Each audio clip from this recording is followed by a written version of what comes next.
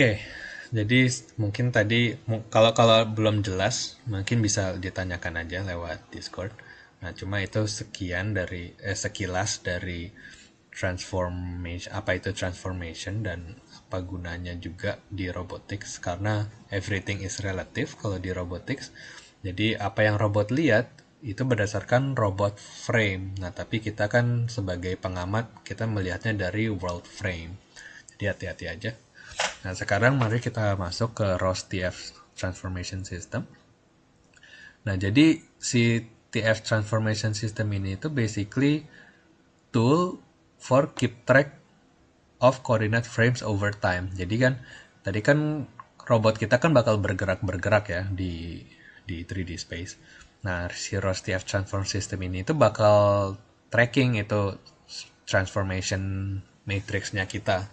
Jadi kita tinggal ngambil aja gitu intinya. Tinggal subscribe ke transformation yang kita butuhkan gitu.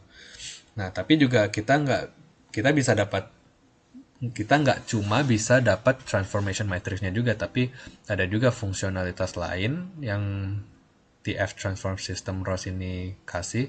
Salah satunya itu nge-transform point dan vector between coordinate frame. Jadi kalau misalnya di contoh yang sebelumnya itu, kita mau transform si point ini berdasarkan world frame dari data yang kita punya berdasarkan robot frame.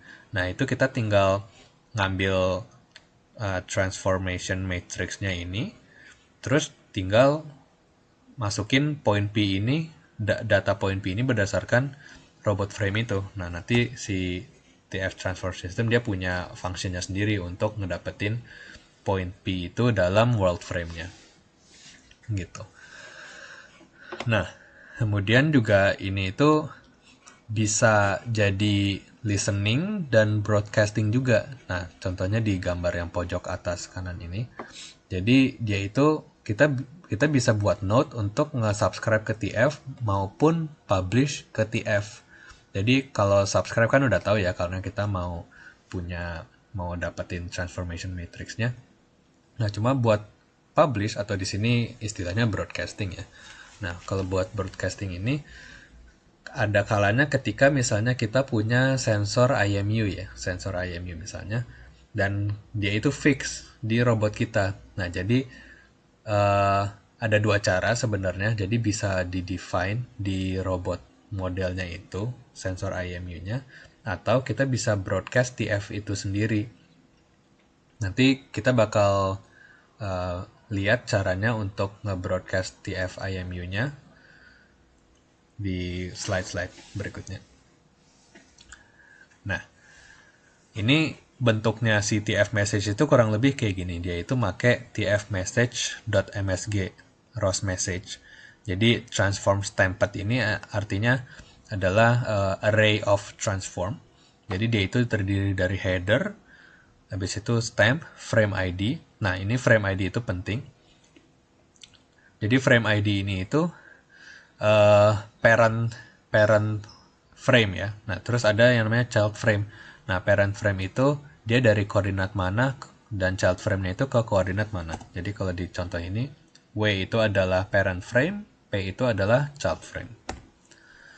Nah, kemudian ada data transformation-nya itu sendiri, ada data translation dan data rotation. Nah, cuma perlu dilihat translation di sini kan vektor 3 ya. Nah, vektor 3 ini X, Y, Z.